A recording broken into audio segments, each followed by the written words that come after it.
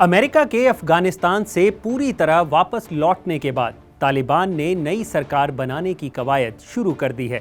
जानकारी के मुताबिक तालिबान अफगानिस्तान में ईरान की तर्ज पर सरकार का गठन कर सकता है। मुल्ला अखुंदजादा तालिबान का सर्वोच्च नेता हो सकता है। तालिबानी सरकार की बागडोर इस नए सुप्रीम लीडर के अधीन होगी। तो चलिए बताते हैं आपको कि तालिबान की नई सरकार का स्वरूप आखिर कैसा हो सकता है।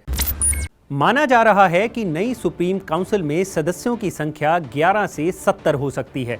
वहीं अफगानिस्तान के प्रधानमंत्री की बात करें तो इसके दावेदारों की लिस्ट में 2 नाम सबसे आगे हैं और वो नाम है मुल्ला बरादर और मुल्ला याकूब का। मुल्ला बरादर तालिबान के संस्थापकों में से एक हैं, वहीं मुल्ला याकूब भी मुल्ला उमर का बेटा है, जिसकी छवि एक हार्डलाइनर नेता की है। सूत्रों के मुताबिक सुप्रीम लीडर अखुंदजादा कंधार में रहकर ही तालिबान सरकार का नेतृत्व करेगा और प्रधानमंत्री और सरकार के बाकी मंत्री काबुल से सरकार का संचालन करेंगे। ये भी आशंका जताई जा रही है कि तालिबान अफगानिस्तान के मौजूदा संविधान को रद्द कर 1964 और 65 के पुराने संविधान को ही फिर से लागू कर सकता है, क्योंकि तालिबान का मानना है कि नया संविधान विदेशी मुल्कों के अधीन बनाया गया था। सूत्रों के मुताबिक अफगानिस्तान में नई सरकार का गठन और कुछ बदलाव के साथ पुराने संविधान की शुरुआत जल्द ही हो सकती है।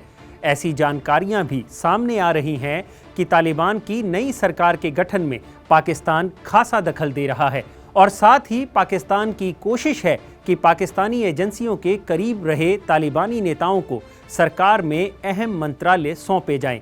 तालिबान सरकार का गठन अगले 5 से 7 दिनों में हो सकता है और इसे लेकर पिछले 4 दिनों से तालिबानी नेता कंधार में आपसी चर्चा कर रहे हैं।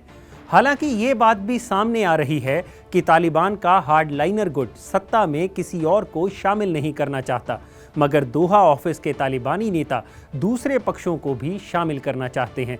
जानकारी के मुताबिक तालिबान सरकार में गैर तालिबानी पक्षों को सुप्रीम काउंसिल और मंत्रालयों दोनों में ही जगह दी जा सकती है।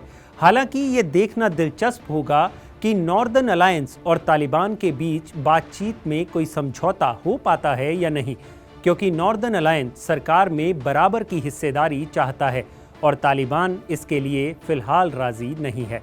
यही वजह है कि तालिबान और नॉर्दर्न अलायंस में पहले 2 चरणों की बातचीत तो सकारात्मक रही, मगर आखिरी 2 वार्ता उतनी सकारात्मक नहीं रही हैं।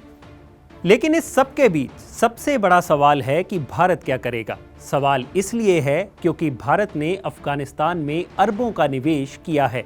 हर साल दोनों देशों के बीच का कारोबार 9,000 करोड़ रुपए से भी ज्यादा का है। इसके अलावा अफगानिस्तान पड़ोसी भी है और सामरिक तौर पर भी भारत के लिए जरूरी है। यही कारण है कि तालिबान के कब्जे के बाद भी पिछले दिनों विदेश मंत्री एस जयशंकर को कहना पड़ा था कि अफगान लोगों के साथ भारत के ऐतिहासिक संबंध हैं और वो जारी रहेंगे। तालिबान के साथ बातचीत के सवाल पर जयशंकर ने कहा था कि हमारी नज़र काबुल के तेजी से बदलते हालात पर है और बदले हालात में भारत और तालिबान के संबंध एक कदम आगे बढ़ गए हैं। 31 अगस्त को भारत के विदेश मंत्रालय ने बताया है कि कतर की राजधानी दोहा स्थित भारतीय राजदूत दीपक मित्तल ने तालिबान के राजनीतिक कार्यालय के प्रमुख शेर मोहम्मद अब्बास तानिकजई से मुलाकात की है।